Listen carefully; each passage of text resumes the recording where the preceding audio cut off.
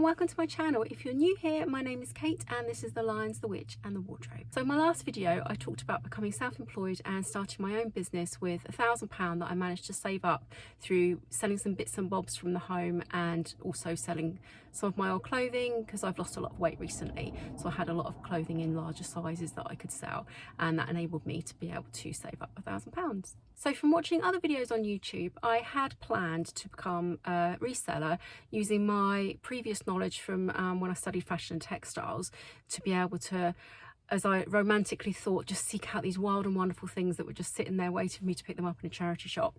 And unfortunately that wasn't the case when I went thrifting this week.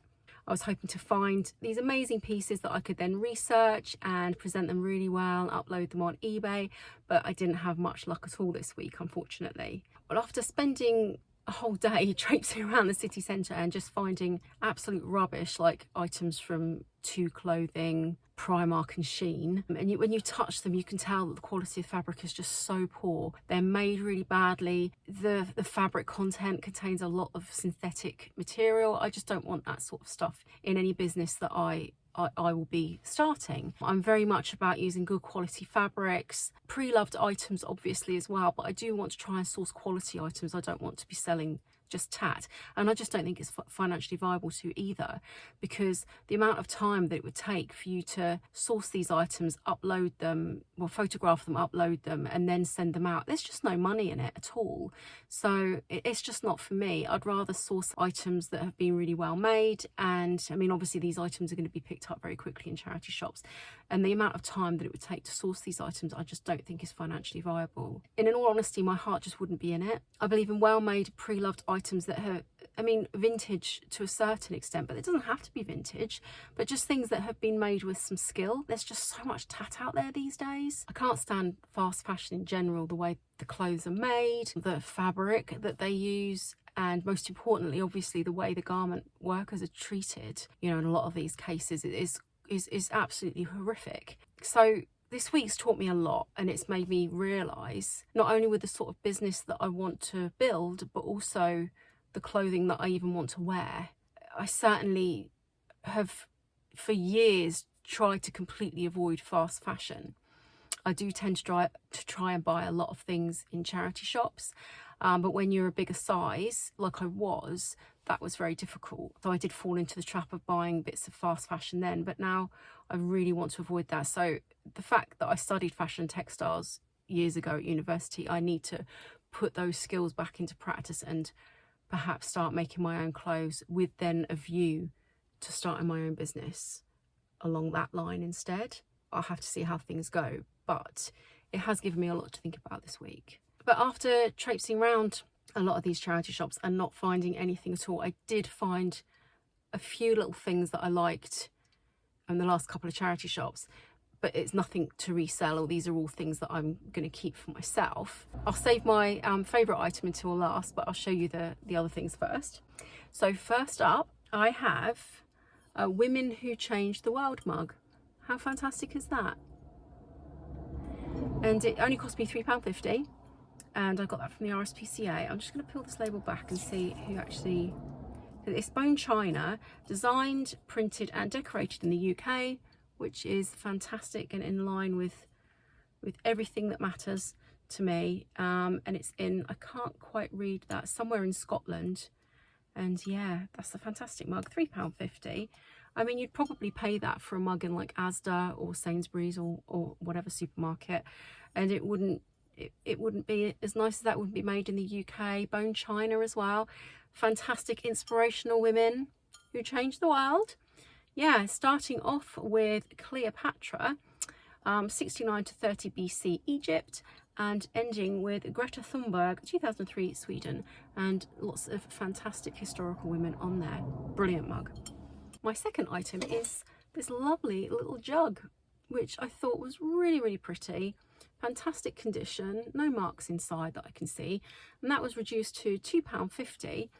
See if I can find I did see that there was a maker's kind of imprint, I suppose, on the bottom stamp. Oh, Germany, 398/12, I think that says. So I'll have to look that up at some point. But again, I didn't buy this to resell. I might do at some point, but I just thought it'd be really pretty with some tiny little flowers from our garden in it. It's just such a pretty little jug, isn't it? But yeah, I'll have a look at that at some point. But yeah, that's more for me. Again, these aren't really things that I've bought to resell. I kind of got out the mindset of that after going through so many charity shops and just finding rubbish, that I just thought, oh, I'll just see what I can find for myself, you know, and that's the mindset that I went into in these last 2 charity shops. But yeah, gorgeous. I've also got a little wooden bowl, £1.50. I have a thing for wooden bowls. I always buy them in charity shops when I see them.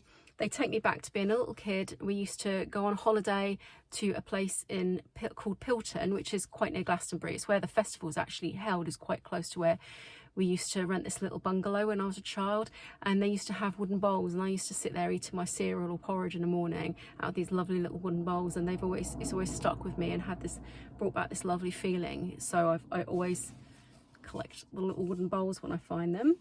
And the next item I bought cost me 50p, and it's just a little MDFA. My husband's called Aaron, and I saw it and I thought, oh, that's just really sweet. And I thought it'd be really nice along all my photo frames and little trinkets and stuff that I've got in my studio. And it's just a little homage to my husband. And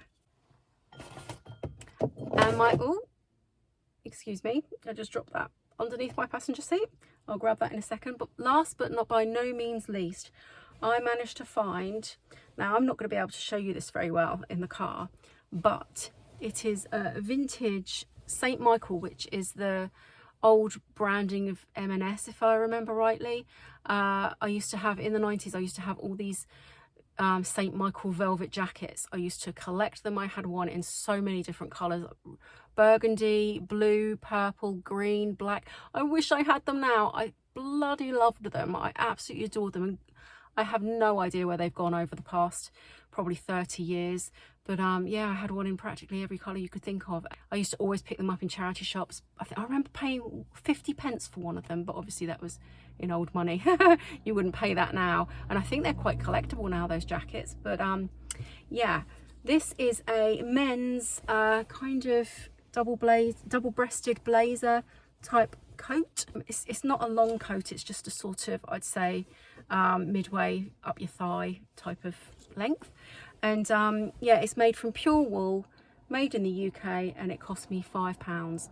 Now it's a size M, so it's and because it's being men's, it would be a bit bigger than obviously an M on a female. And because I've lost so much weight, I was looking for a jacket for the winter, and it was there at the right time, and I couldn't believe my luck. It's absolutely fantastic. The woman even said to me, "You've got a real bargain there. This is pure wool." Yeah, and I know, it's really, really great. I'm probably going to get it dry cleaned, just to, you know, you don't know who had it before you, but yeah, just to make sure it's nice and clean and stuff. But it's in brilliant condition, and it's definitely worth a £5, and I'll hopefully have that the rest of my life. And it's brilliant. There's no marks or anything on it. It just looks like it just needs a bit of a spruce up, so I'll probably get that dry cleaned. Do you know, is that actually environmentally friendly, dry cleaning? I'm not sure. That's something that I need to look into, because I'm really determined now to start living a lot more sustainably and try and have as little impact on the environment as humanly possible. So yeah, I will look into that and see if there is a more environmentally friendly way of getting a vintage wool coat cleaned. That's something I will come back to you on the next video with, that, because I don't know. But yeah, that's something to learn about. Very important. So to get back to me starting my self-employment career with my £1,000 that I've saved up. So yeah, I'm going to have to pivot and rethink things, because I just don't think that it's financially viable, certainly time-wise, for me to try and source stuff from charity shops and resell on eBay. A lot of the YouTubers make it look so easy, and in my experience of this week, that's definitely not the case. Maybe I've just had bad luck. Maybe it was just a bad week. I don't know. I'm still going to be having a look around charity shops, and with a view to doing that, as well as with a view to finding stuff for myself. I think it would be too time consuming to be able to actually go and source enough stock to be able to make it financially viable. There's other things that I want to do. I need to get back onto a creative path, reinvigorate my skills, and I mean, that's the road I want to go down. I'm happy when I'm creating. I love thrifting, but whether I want to do it to buy and sell full time, I'm not sure. I might just do that as a little side hustle whilst I'm building my own businesses from my own sustainable kind of organic cotton, natural fibre kind of clothing business. I'm not sure.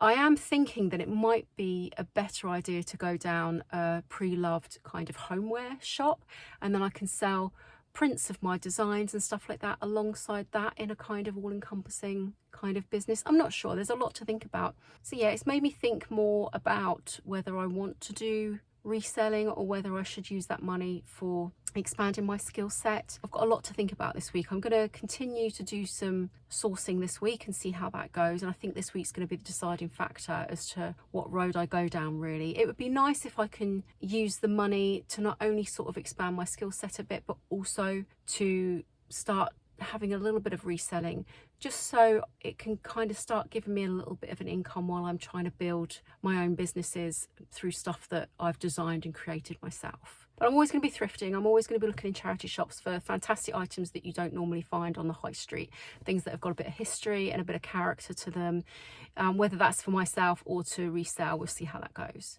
But yeah, I've been rattling on for a while now, haven't I? So I will let you go, and thank you for watching, and I hope you come back next week and see what happens this week. I shall see you then, hopefully. Bye.